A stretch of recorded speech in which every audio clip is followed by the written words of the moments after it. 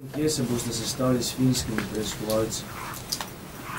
Kolikor je tudi vam poznano, se na Finskem priključujejo sodne počitnice, oni imajo pač počitnice prej in kolikor je meni poznano, izvajajo vse aktivnosti za to, da bi se da avgusta pač bile ustrezne tožbe. Komisija z današnjo novinarsko konferenco ne bo prenehala delati.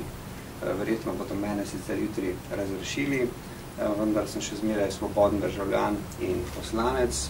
Poročilo, ki ga predstavljamo tudi zato, da lahko nekaterim razložimo to neverjetno zgodbo iz ozadja. In to je, da se vzorec obnašanja iz obdobja 1993 ponavlja pri tem poslu. Zato so se želeli srečati, kdaj in kako, pa seveda ne bom javno povedal. Še ta mesec mogoče? Kot sem rekel, gledajte, jaz mislim, da je predvsem treba pustiti preiskovalnim organom, da naredijo svoje. Sam bi želel, kot sem rekel že prej, da sedaj, ko nekateri iz vladajoče koalicije ocenjuje, da ni potrebe po srečanju, da mogoče sedaj po teh zadnjih aferah član uprave odgovoren za Slovenijo je v zaporu. To niso v narekovaju male ribe.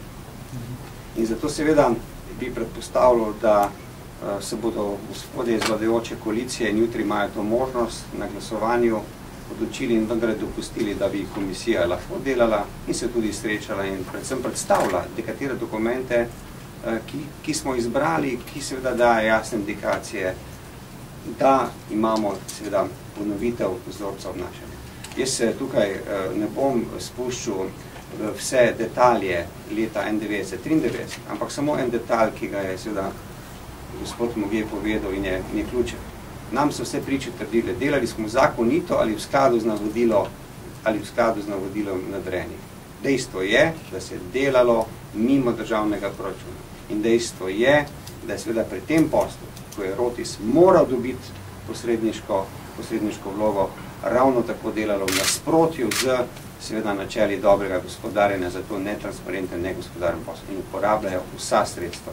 Zaenkrat, kot ste videli, so uporabili poslovniška sredstva, vendar jaz mislim, da slovenska javnost tudi za temi 4-5 stranmi naših gotovitev in sklepov si bo sama ustvarila mnenje, ali bomo dopuščali, da bomo na poslih obrambnih naročil imeli poleg korupcije in klientelizma. To je temeljno vprašanje tudi za volitve, ki so v jeseni, seveda mi predlagamo spremembo takšnega zakona za zagotovitev pravnega varstva. In potem seveda narekovajo bodo tudi institucije preiskovalne lahko počele, kar morajo.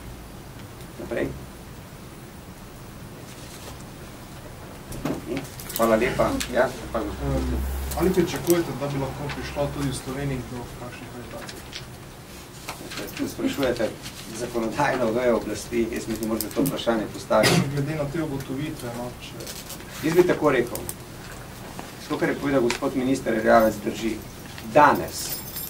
Danes, če bodo službe državnega zbora opravile svojo vlogo, sam niti ne morem vedeti, kaj bodo naredile, bo posredovana dokumentacija na Vrhovno državno tožilstvo. Danes, zadnji dan roka, ki je bil postavljen v dopisu vse strani Vrhovnega državnega tožilstva na komisijo.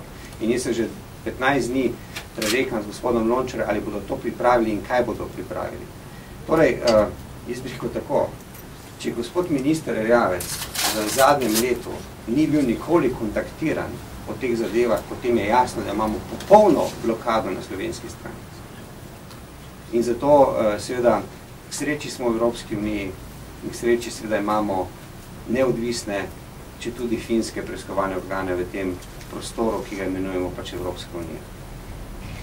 Vaša stranka še vedno vztraja pri tem, da ne bo dala imena za novega, za vašega naslednika? No, poslanska skupina Socialnih demokratov je svoje povedala, gre za to, da se pristanemo na neko igro, ki je prozorna. Mislim, da je vsem jasno, da tudi če me bodo jutri razrešili, ne bo nihče nikoli povabil na pričanje, sicer sem pa naj bi bil 17. priča, predtem je 12. priča Janez Janša, ki pa bi zdaj lahko prišel, pa je bilo treba se zaustaviti delo preiskovalne komisije.